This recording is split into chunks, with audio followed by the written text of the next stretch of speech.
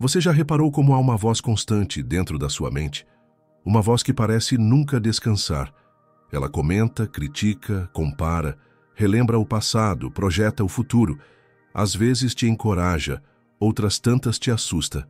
Mas você já se perguntou, de onde exatamente essa voz vem? E mais, será que ela é realmente sua?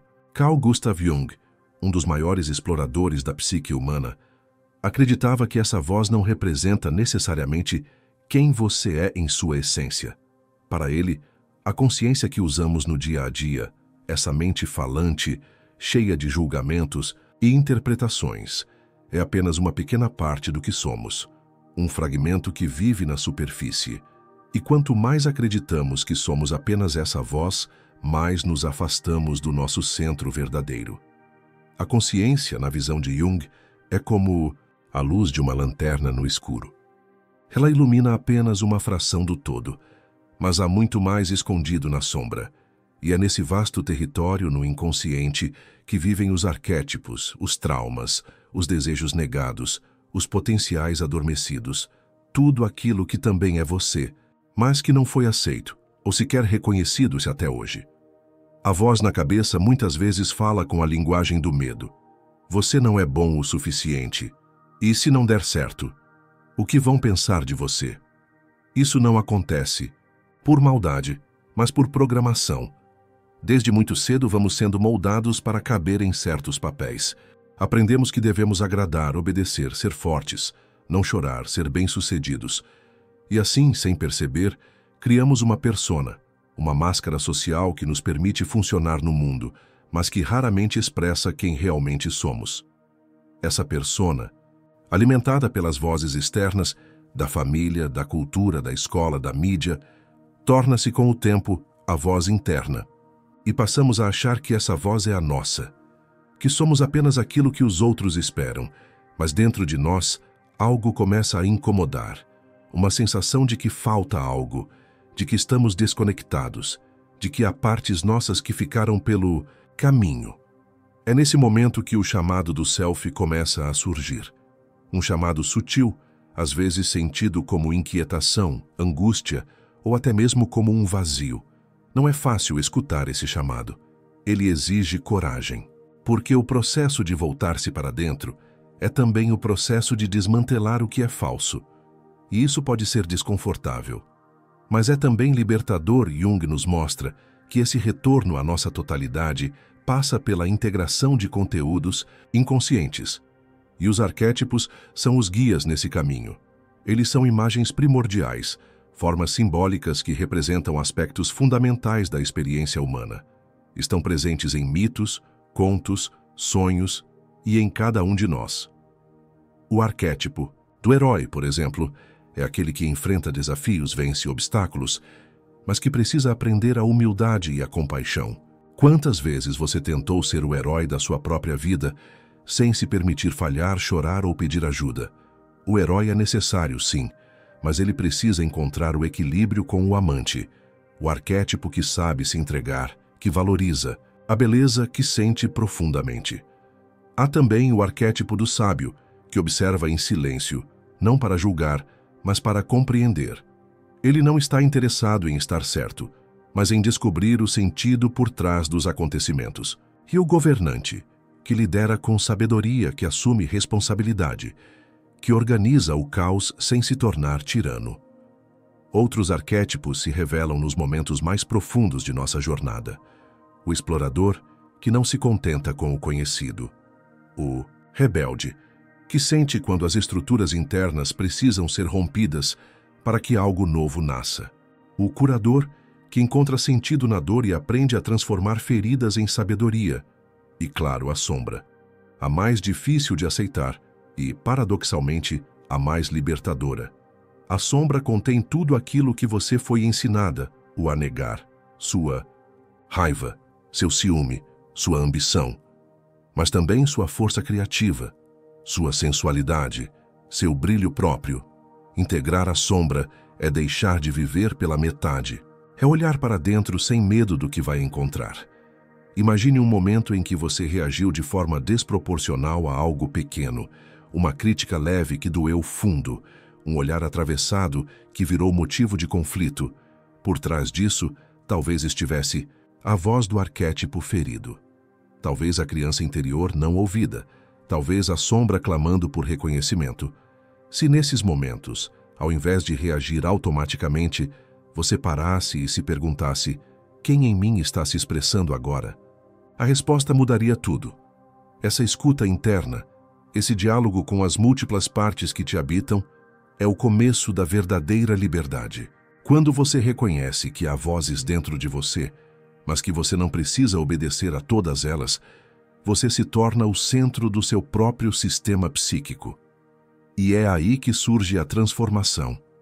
Essa jornada não precisa ser solitária. Por isso este canal existe, para que possamos compartilhar esse processo, essas reflexões, essas buscas. Porque todos estamos lidando com as mesmas vozes, os mesmos arquétipos, os mesmos dilemas humanos.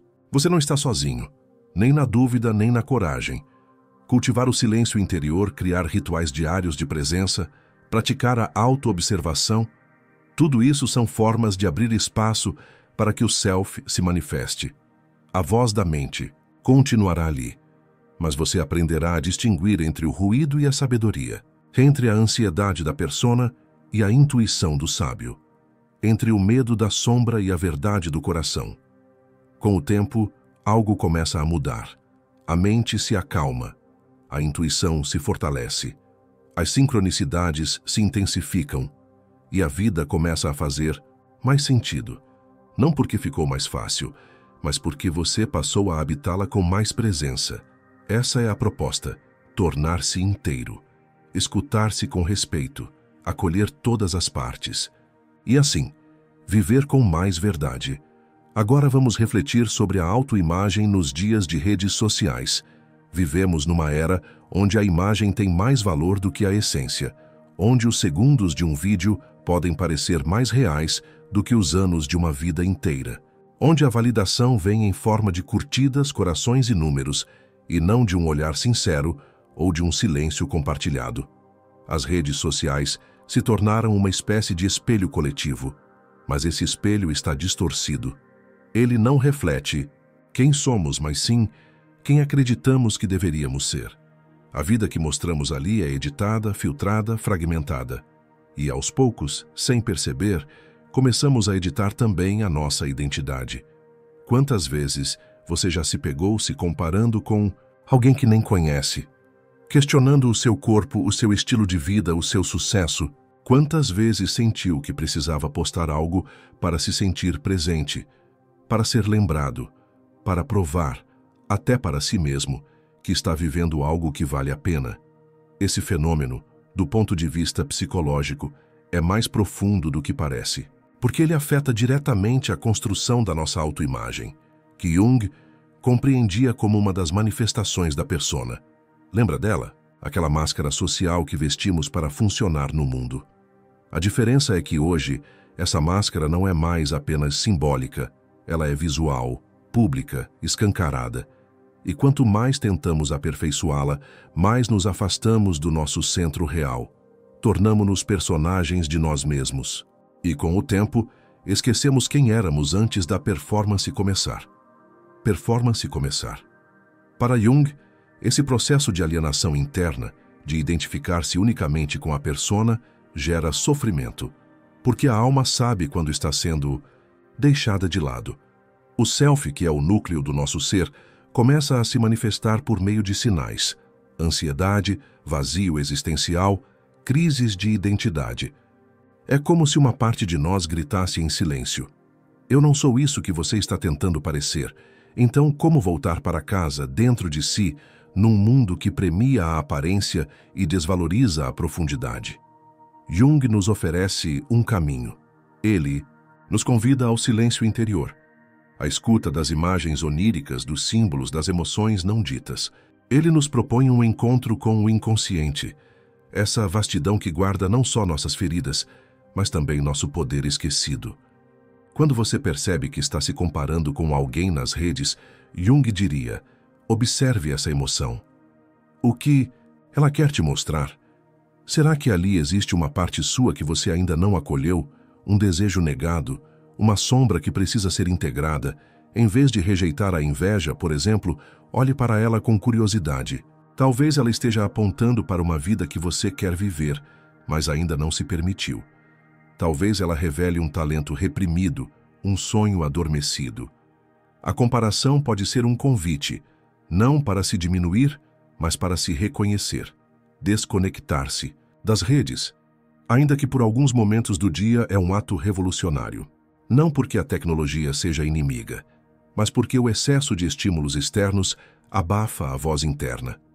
Quando você silencia o mundo, o self começa a sussurrar. Em vez de buscar aprovação externa, Jung nos encoraja a buscar autenticidade. Em vez de querer agradar todos, ele sugere que sejamos fiéis ao que realmente sentimos, mesmo que isso signifique ser diferente, contraditório ou imperfeito. Porque o verdadeiro crescimento não acontece na vitrine. Ele acontece na escuridão fértil do inconsciente. Cultivar essa conexão consigo mesmo, nesse mundo de distrações, é um ato de amor próprio. É lembrar todos os dias que você é mais do que sua imagem. Você é um universo inteiro em movimento. E a sua alma não precisa ser performada, ela só precisa ser vivida. O canal Emocional Sem Barreiras agradece seu carinho e deseja muito esclarecimento e sabedoria. Seja feliz e volte sempre. Se esse vídeo fez sentido para você, curta, compartilhe e inscreva-se no canal. Aqui, a gente caminha junto, com presença, verdade e um pouquinho mais de consciência a cada dia. Obrigado por ter ficado até aqui. Sua escuta é recebida com carinho e respeito. Até a próxima jornada interior.